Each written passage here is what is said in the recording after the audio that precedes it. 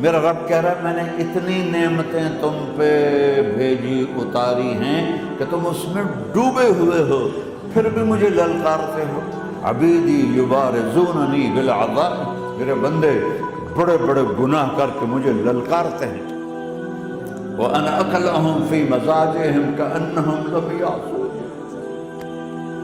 اور میرا تو بیٹا بھی میرے آنکھیں دکھائے گا، میرے باپ نے مجھے گھر سے نکال دیا تھا، میں تو اچھے کام کے لیے نکل رہا تھا، ہمارا بیٹا بھی آنکھیں دکھائے گا، ہم کہیں گے نکل جا میرے گھر سے۔ اور میرا اللہ کہہ رہا ہے بڑے بڑے گناہوں سے مجھے للکارتے ہو۔